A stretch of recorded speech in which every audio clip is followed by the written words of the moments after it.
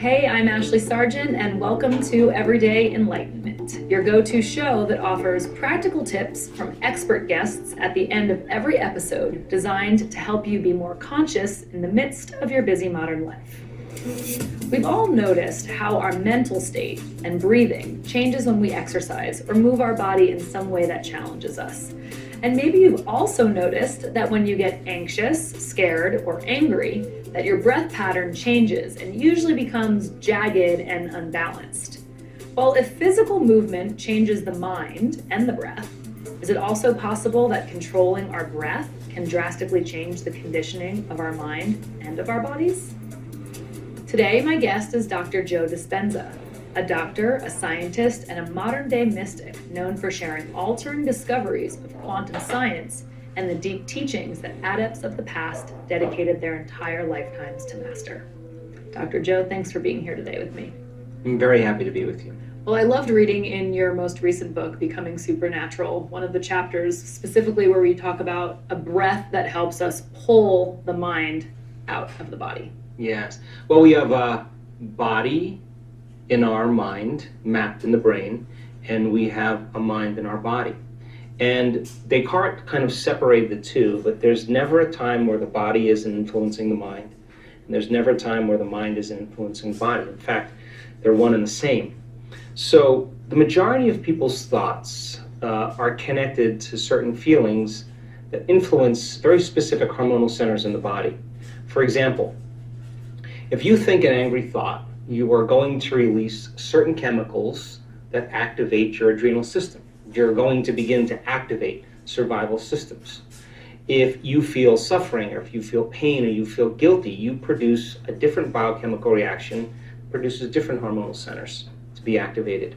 So most people's thoughts and feelings are taking most of the energy of those thoughts and storing them in the first three energy centers of the body. People call them chakras, but the first three centers are centers of survival. And the procreation, consumption, and fight or flight is how most people have survived the majority of their lives. In other words, in survival, it's not a good time to open your heart. So very little people actually make the effort to open their heart. And most of their thoughts and feelings are activating these lower centers. So the majority of the body's energy is stored in these first three centers. So then 95% of that energy stored in the body has to be liberated and driven back to the brain. So we do this breath as a way to pull the mind out of the body or ascend the energy. And yogis would probably love this breath because they have a lot of conscious control over the intrinsic muscles of their body. So the breath is about contracting those intrinsic muscles, the muscles of the perineum, the front and back muscles we use for elimination, the muscles of our lower abdomen or upper abdomen. When we inhale through our nose and we squeeze these muscles, what we're doing is we're pulling that energy from those lower centers up into the brain. Now, when you inhale, normally when we're just hanging out and breathing, when you inhale, the sutures of your skull slightly open up, and your bone, the base of your spine, called your sacrum, that upside down triangle, actually flexes back. So when you inhale and those sutures open up and your sacrum flexes back, the spinal fluid drains. When you exhale, the sacrum flexes forward and those sutures close and it pushes the fluid up. And so inhaling and exhaling begins to propagate a wave.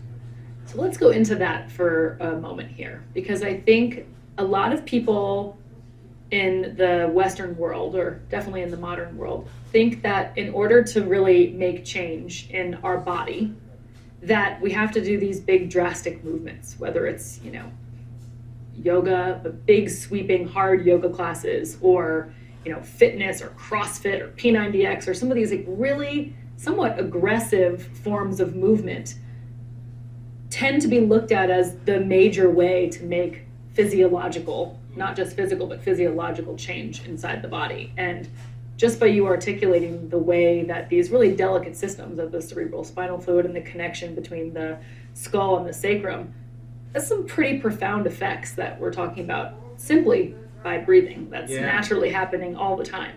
Now, cerebrospinal fluid is made of proteins and salts in solution. And proteins and salts in solution have a charge. When you drop them in solution, they have a negative or positive charge. So now when you begin to inhale and you begin to pull that cerebrospinal fluid up towards your brain and you accelerate those charged molecules, according to physics, when you accelerate a charged molecule, you create a invisible field called an inductance field. So now there's information going from your brain to your body and from your body to the brain all the time. But when you do this breath and you start accelerating those charged molecules, you create this inductance field moving in a certain direction, and all of a sudden, all that energy from those lower centers start moving up to the brain. If you do this properly and you have a little passion, you start moving this fluid, there'll come a moment where the sympathetic nervous system will switch on and merge with the parasympathetic nervous system. And when that happens, all of a sudden, all the energy you use to make a baby, all the energy you use to digest the meal, all the energy you use in a stress response, instead of it being released out chemically, it's being drawn up to the brain. All that energy goes right up into the limbic brain, and it hits a gland called the pineal gland. And the pineal gland is a very specific gland that makes serotonin and melatonin. And when that energy strikes that gland, all of a sudden it begins to produce very powerful metabolites, sister molecules. And all of a sudden now the brain becomes super lucid. And the brain waves that we start to measure are very, very high gamma brainwave patterns. Now the person is super conscious. Now there's more energy in the brain. And when that happens, whatever's happening between their ears becomes more real, and in a sense, they're having an orgasm in their brain. They're going into a state of ecstasy.